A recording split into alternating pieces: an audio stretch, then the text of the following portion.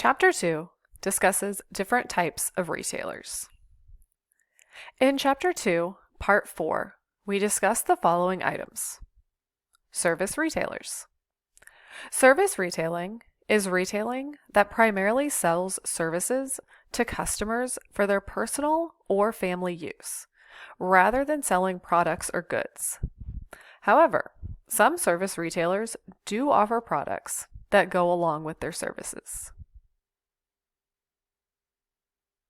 We can see that retail stores fall along a continuum. On the left-hand side, you will see retailers that provide all goods and no services. And then on the right-hand side, you will see retailers that provide all services and no goods. In the middle is where you will see the transition from a focus on goods with services being supplemental to the focus on services with goods being supplemental. On the right-hand side, you can see the bank/university. Both retailers are providing a service with no physical or tangible product. In this course, I recommended that you purchase the textbook, and I gave you a PDF copy of the syllabus.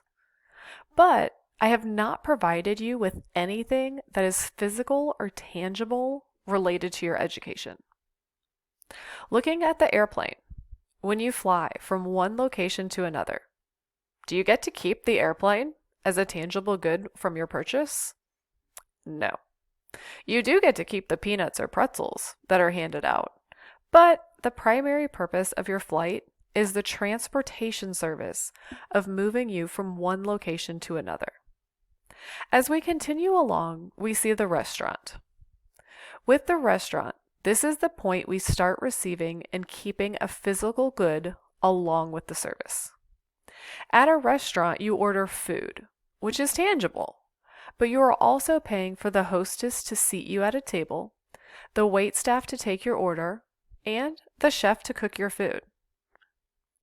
Looking at the optical center, you might go in for an eye exam, which is a service, but also purchase a tangible good such as new eyeglasses or contacts. Thus, we can see that if we move from right to left, we start with pure services and move across the continuum to end at pure goods.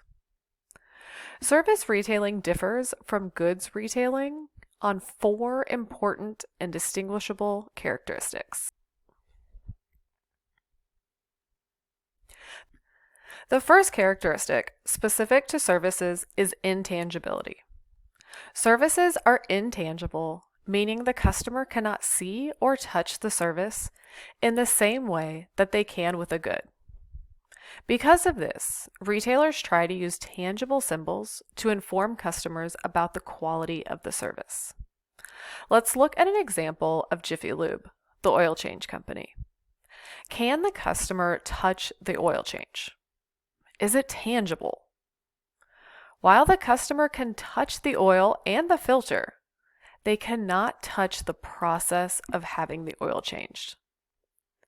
Because services are intangible, they are difficult to evaluate. Customers cannot touch and feel services in the same manner that they can with goods, making it difficult to fully evaluate the quality of the service received. The second characteristic specific to services is simultaneous production and consumption. With goods, the products are made or produced, stored in a warehouse, and then sold to the customer. Services are different. Services have simultaneous production and consumption, meaning the service is produced and consumed at the same time. The service provider is creating the service at the same time the customer is consuming the service. There is no storage of services in the same way that goods can be stored. Let's look at 2 examples. In the first example, let's say you go to the spa and get a facial. Is it possible to receive a facial without your face being present? No, I don't think so. You must physically be present at the spa to consume the facial at the exact same time the esthetician is producing the facial.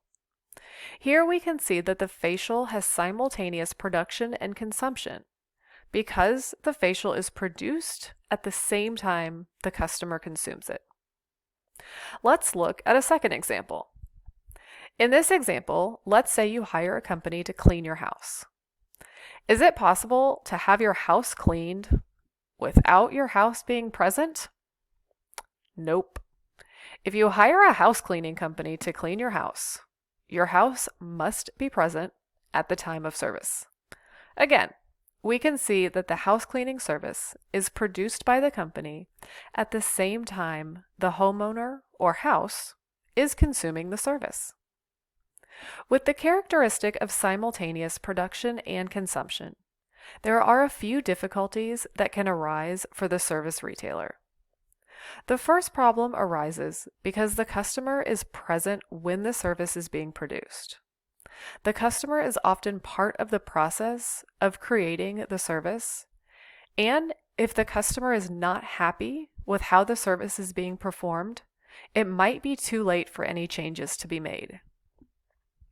Whereas, if a customer is buying a tangible product and it did not work, he or she can take the product back to the retailer and either receive money back or a new product.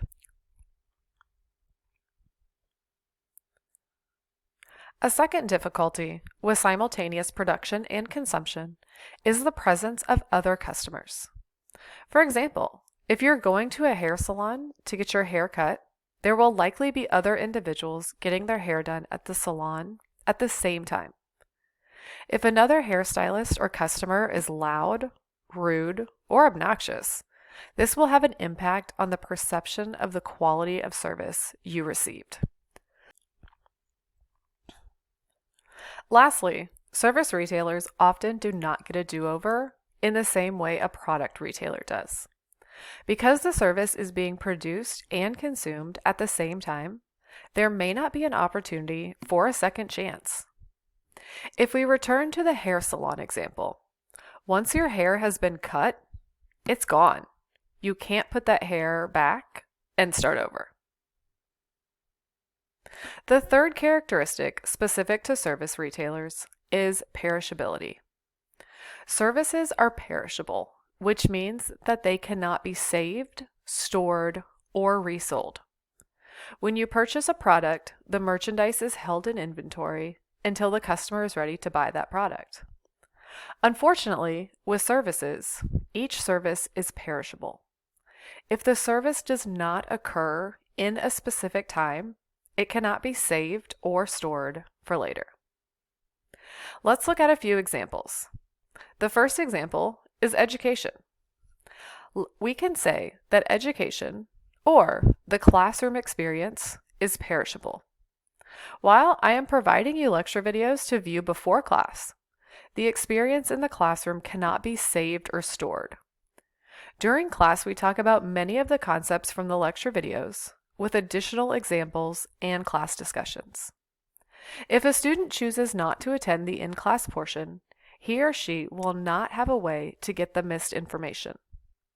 Once class is over, the opportunity to receive the information is gone. A second example of services being perishable is a movie. Let's say that you decide to see a movie in theaters at 9 p.m. If you show up 30 minutes late, the movie theater is not going to rewind the movie just for you. You will have missed the first 30 minutes, and there's no way to get that time back. What about flights, or hotels, or restaurant reservations? Can an airline save unused seats for a future flight? Can a hotel store unused rooms for another day? Can a restaurant recoup time that a table was not being used? In each of these situations, the answer is no. An airline cannot save an empty seat for a different flight. Planes have a specific number of seats, and if one seat on a plane is not being used, the company lost the opportunity to make money on that flight. If a hotel is not fully booked each night, they are losing money and cannot save that room to add it to a different night. If a restaurant miscalculates how long each reservation should be, and one group leaves earlier than expected, the restaurant cannot seat the next reservation until they arrive. Because of the perishable nature of services, retailers must try to match supply with demand as closely as possible so that resources are not wasted. The fourth characteristic specific to service retailers is inconsistency. Products can be produced by machines that have tight quality controls so that customers can be reasonably sure that if they purchase an item this week and go back to purchase the same item the following week, the items are going to be the same. With products, there is going to be inconsistency because there is not the tight quality control like there is with products. Let's look at an example of products versus services using Absolute Vodka. If I buy a bottle of Absolute Vodka this week and then go to the store to buy another bottle of Absolute Vodka next week, I expect that the two products are going to be the same. This would be an example of purchasing products that have tight quality control. Let's say instead, I decided to meet my friends at a bar for a drink. When I get to the bar, I order a vodka soda. I have a nice chat with the bartender, and he pours a little more vodka than soda. After a while, I decide to get a second drink. The same bartender is working, but this time he is much busier and does not have time to chat, and pours less vodka and more soda. While I ordered the same drink both times, I did not receive identical products. Because there is a human element involved with services, a customer is not likely to receive identical services. To carry this example further, at the end of the evening, I decided to call an Uber transportation service to make sure I get home safely.